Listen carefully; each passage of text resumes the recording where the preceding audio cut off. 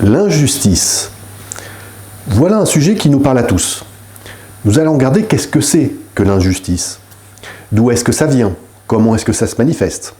Et qu'est-ce que l'on peut faire face à l'injustice? Voilà le sujet de cette vidéo.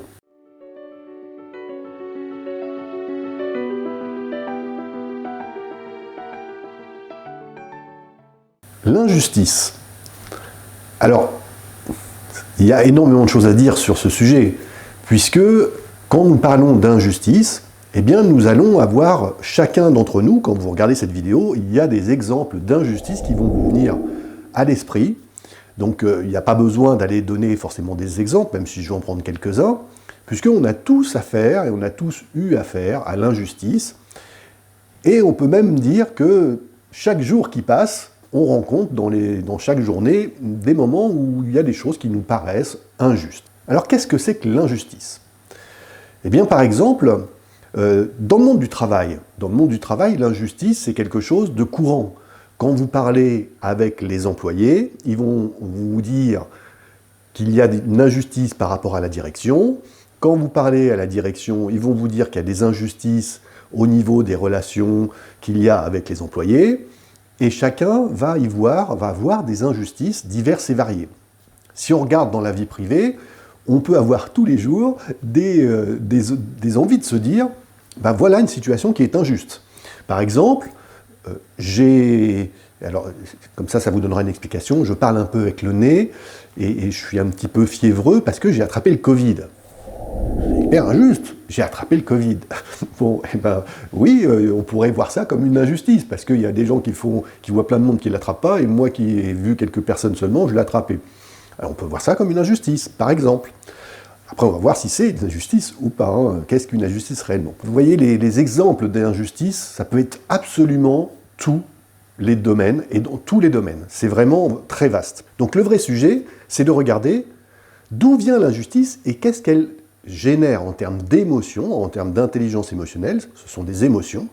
Eh bien l'injustice, si on regarde de près, elle déclenche très souvent, dans la majorité des cas, elle va déclencher de la frustration. Parce qu'on estime que la situation que l'on vit ou que l'on traverse n'est pas juste. Et donc on est frustré, parce que pourquoi les autres ne la vivent pas? Et pourquoi ça n'arrive pas aux autres? Et pourquoi à moi?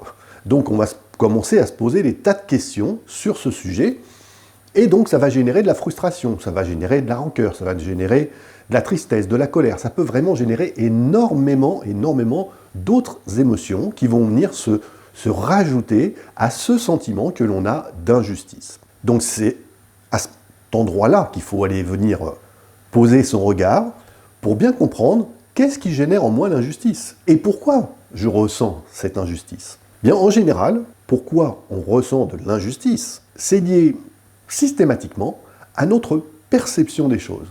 C'est nous qui voyons une situation et qui en déduisons que c'est injuste. Et donc, on va générer d'autres émotions intérieurement qui vont venir se manifester et qu'on va ressentir par rapport à notre perception des choses. Mais cette perception, elle est personnelle. Cette perception, c'est la nôtre.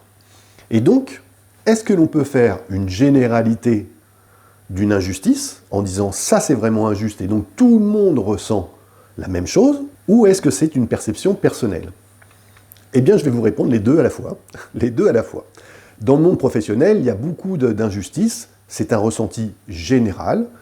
Injustice par exemple, je vais prendre un exemple très concret, hein, qui est lié au management dans les entreprises. Il y a beaucoup d'entreprises où les employés estiment que la méthodologie de management n'est absolument pas adaptée, n'est pas humaine, malgré tout ce qui est dit, les communications et la RSE et tout ça. Si on regarde, on a un discours, mais dans les faits, eh bien, il y a un décalage. Eh bien, ça crée de l'injustice. Les employés perçoivent très rapidement, une fois qu'ils sont dans l'entreprise, et encore plus avec le temps, ce décalage, et donc, pour eux, c'est injuste. C'est injuste parce qu'ils ne se sentent pas considérés, ils ne se sentent pas respectés, ils ne se sentent pas écoutés, ils ne se sentent pas pris en considération, alors que bien souvent l'entreprise affiche ses valeurs, et puis les porte haut et fort. Mais dans les faits, il y a un décalage, parfois un gouffre, entre la réalité et ce que l'on dit. Eh bien ça, c'est une injustice qui est perçue. Donc ça veut dire Pour prendre l'exemple que tout le monde ressent cette injustice, en effet, tout le monde, ou une grande partie des employés, vont ressentir cette injustice. Quelle est la différence? Eh bien, la différence, c'est que chaque personne qui ressent cette injustice va le ressentir différemment. C'est-à-dire que chaque personne va générer d'autres émotions liées à cette injustice qui lui sera propre par rapport à alors vraiment beaucoup de sujets, ça serait trop complexe en une courte vidéo d'expliquer tout, mais en réalité, ça va être lié à son parcours de vie, à son éducation, à sa façon de percevoir le monde, à la relation qu'elle a avec l'autre, à son poste dans l'entreprise, énormément de choses, à sa culture, vraiment c'est énormément de choses qui ont construit dans son cerveau une perception des choses et de la vie, et donc qui vont à ce moment-là générer une perception d'injustice, mais qui lui s'approprie à elle sur les conséquences de cette injustice. Donc c'est une injustice que tout le monde ressent, mais chacun va y mettre derrière des choses qui lui sont personnelles. Et c'est là où c'est vraiment intéressant, c'est là où dans l'intelligence émotionnelle, on se rend compte que les émotions et travailler sur l'intelligence émotionnelle, c'est d'abord quelque chose d'individuel et ensuite de collectif. Parce que pour répondre à cette problématique d'injustice, notamment dans une société, eh bien, il va falloir répondre à ce que ça génère au niveau individuel. Et ensuite, on va travailler sur cet aspect injustice, qui peut être assez compliqué pour faire changer les méthodes, tant qu'il n'y a pas de prise de conscience sur cette utilité extrêmement urgente de changer ces méthodes. Mais ça part du haut, le changement de méthode, le changement de gouvernance ou de méthodologie. La façon dont les personnes vont elle, gérer l'injustice, ça, eh bien, on peut le faire au niveau individuel. Parce qu'il va, en fait, comment est-ce qu'on peut travailler sur l'injustice pour mieux la vivre? Eh bien, en cheminant en soi pour changer son prisme, changer sa façon de voir les choses, changer ce que l'on va ressentir, pour pouvoir, à un moment donné, passer au-delà et au-dessus, comme on dit, au-dessus du sujet, en se disant, bon, bah c'est ok, parce que le système est ainsi, mais je vais quand même accepter de pouvoir travailler sur moi pour changer ma perception, pour ne pas en souffrir, en fait. L'objectif et le bienfait de ce cheminement, c'est pour nous, encore une fois, c'est d'abord pour nous, au niveau individuel, pour apprendre à mieux vivre les situations que l'on va rencontrer, qui peuvent être des situations d'injustice.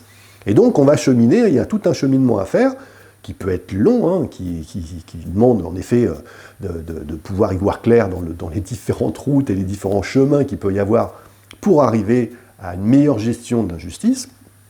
Mais c'est nous qui allons récolter en premier les bienfaits, parce qu'on sera beaucoup plus serein, beaucoup plus tranquille, et si on sait faire ça, si on apprend à faire ça, encore une fois, c'est une question de cheminement, d'apprentissage, de travail, comme dans beaucoup de choses, eh bien c'est notre qualité de vie qui s'améliore parce que notre état intérieur s'améliore, notre vision des choses s'améliore. Ça veut dire simplement que si on veut vraiment travailler sur l'injustice, il faut d'abord trouver quelles sont les clés pour qu'on ne perçoive plus les choses comme une injustice, en tous les cas que cette injustice ne nous fasse plus du mal et qu'elle ne nous impacte plus d'une façon négative, mais ça ne veut pas dire qu'on ne va pas se dresser contre cette injustice. Simplement, on va le faire d'une toute autre façon. On ne va pas répondre à des émotions qui vont être générées par l'injustice et qui peuvent prendre le dessus pour aller combattre cette injustice et donc faire face souvent à des choses qui peuvent être, ou des personnes qui peuvent au contraire nous empêcher d'aller combattre cette injustice.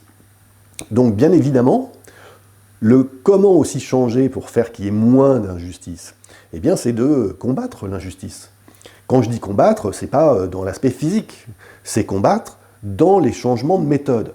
Et en faisant cheminer aussi les autres personnes qui génèrent cette injustice sur les bienfaits que ça aurait pour eux de changer ces méthodes, de changer ces habitudes, de changer ces systèmes dans lesquels ils sont enfermés depuis des fois des dizaines et des dizaines d'années, et voire des fois quelques générations, et qui en fait génèrent aussi pour elles des choses négatives. Si ce n'est parfois le gain qui est plus important, en effet. Mais voilà, c'est un autre sujet, mais il faut regarder si vraiment c'est quelque chose de bénéfique ou pas, ça aussi.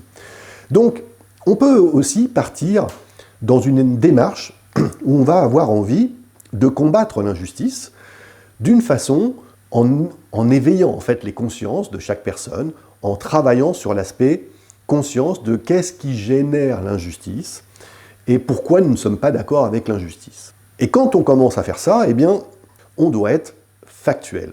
C'est-à-dire qu'il va falloir apporter d'autres propositions, il va falloir apporter un autre discours, un autre point de vue, de façon à ce que les choses que l'on va faire et ce que l'on va dire à ce moment-là, que ça soit constructif. Parce que bien souvent, ce que j'ai pu remarquer dans de nombreuses entreprises, et même dans la vie, d'ailleurs, pour des sujets de la vie privée, et bien souvent on parle l'injustice génère de la colère, de la frustration, génère énormément d'émotions qui vont être un petit peu compliquées à gérer, et on va partir dans la critique, dans la remontrance, dans le ton qui monte, on n'écoute plus personne, et ça dérape. Et on critique, mais on n'est pas constructif, c'est-à-dire qu'on ne veut plus que les choses se reproduisent, pour que cette injustice ne se reproduise pas, mais on ne met rien en place, on ne propose rien qui pourrait changer les choses, changer le fond du système, et donc faire en sorte que cette injustice n'arrive plus. Alors, bien souvent, et malheureusement vous le voyez, dans les médias très souvent, il y a des choses qui arrivent qui sont horribles, ça génère de l'injustice chez les gens, ou de la colère, et là, à ce moment-là, on va parler de tas de solutions, de tas de choses, mais derrière, factuellement, on ne fait pas. Ou en tous les cas, il ne se passe pas grand-chose. Et donc, ça se reproduit. Ça se reproduit. Ça s'entretient, ça se reproduit. Tout simplement parce qu'on ne règle pas le sujet et qu'on ne va pas être factuel dans ce que l'on dit. Factuel, ça veut dire que si je ne suis pas d'accord avec un sujet, je m'autorise le droit d'en parler correctement, d'une façon posée en termes d'émotion, c'est-à-dire pas sous le coup de la colère, ou de la rancune, ou de la rage, ou des choses qui pourraient être un petit peu agressives pour ceux ou pour celui qui sont en face de moi. Alors, bien au contraire, je vais chercher à être constructif, positif, et apporter un autre point de vue qui, à ce moment-là, peut générer une prise de conscience chez l'autre qui va changer le système, ou qui va, en tous les cas, apporter un début de changement au système, et donc résoudre le problème de l'injustice. Donc c'est un vaste, mais vraiment très vaste sujet, cette injustice, parce que l'injustice est quelque chose de constant, de quotidien, de personnel par rapport à notre vision des choses, encore une fois, et donc il n'y a pas une solution, il existe une multitude d'approches différentes qui peut nous être propres, qui va correspondre à nous et à notre façon de voir les choses, et c'est sur ces sujets-là qu'il faut vraiment se dire qu'est-ce qui pour moi est une injustice. Parce que ce que vous considérez comme une injustice, d'autres vous diront que ce n'est pas du tout une injustice. Voilà, pour eux, ça ne l'est pas. Donc ça veut bien dire, et c'est valable pour beaucoup de choses, ça veut bien dire quand il y a des différences que ce n'est qu'un point de vue. Sinon tout le monde penserait de la même chose. Mais ça ne peut être qu'un point de vue. Donc si c'est un point de vue, qu'est-ce que je fais avec moi pour changer mon point de vue de façon à pouvoir être plus constructif, sortir de l'impact négatif de l'injustice, sortir des émotions négatives qu'elles vont éveiller en moi, pour être mieux avec moi-même, à l'intérieur de moi-même, dans ma tête, au niveau psychologique. Et là, on va être sur quelque chose de constructif. Et dans les entreprises, il y a énormément d'intérêt à se pencher sur ce sujet-là. Énormément d'intérêt à regarder les choses. Mais pour ce faire, eh bien, il faut accepter et avoir pris conscience que c'est un vrai sujet et que ce sujet ne peut être que porteur bénéfique pour l'entreprise dans ses changements et bénéfique à tout niveau, à tout niveau. C'est-à-dire que j'entends souvent, oui, mais si on commence à s'occuper, j'ai entendu dans les entreprises que j'ai traversées, si on commence à s'occuper de ça, on n'a pas fini, on n'est pas là pour ça, l'entreprise, elle est là pour dégager du résultat, du bénéfice, du chiffre d'affaires, des nouveaux clients. Ok, c'est une vérité, mais il n'y a pas de souci avec ça. Mais qui fait ce résultat? Qui génère ce bénéfice? Eh bien, c'est l'entreprise. Et l'entreprise, elle est composée des personnes qui sont à l'intérieur. Et donc, si on a des personnes avec qui on travaille, l'entreprise dans laquelle on travaille, où il y a des fossés qui sont créés, des différences de traitement, des différences de discours entre ce que j'affiche et ce que je fais réellement, des différences qui génèrent de l'injustice au quotidien, eh bien, on a beau se raconter, encore une fois, une belle histoire à soi-même, quand on est à la tête de l'entreprise, sur le fait que tout va bien, c'est pas une réalité. C'est juste une histoire pour pouvoir dormir tranquille, mais c'est pas une réalité. Donc, qu'est-ce que je fais puisque j'ai le pouvoir de changer les choses? J'ai le pouvoir de changer les choses. Et si je ne le fais pas, c'est ok aussi, c'est un choix. Et donc, il n'y a pas de discours à avoir. Je porte ma responsabilité de ne pas le faire. Et donc, des conséquences des choses. Et dans ces cas-là, j'arrête de me raconter une belle histoire sur moi-même. Voilà, je porte la responsabilité de ce que je fais et de ce que je dis. Donc, voilà ce que c'est que l'injustice. C'est accepter de regarder les choses, accepter de prendre ses responsabilités, accepter d'être factuel pour voir et changer son point de vue et apporter d'autres solutions, apporter un regard différent, apporter une possibilité de changement, d'évolution réelle pour que les choses puissent s'arranger et nous serons les premiers à en bénéficier. C'est un sujet passionnant et vraiment, je vous invite à réfléchir à tout ce système que l'on appelle injustice et à votre perception de l'injustice. Ce que je vous propose, c'est comme d'habitude, eh bien de me laisser un like, de partager cette vidéo, de la commenter et de vous abonner à la chaîne parce que c'est vraiment important pour la faire vivre. C'est comme ça que YouTube référence les chaînes.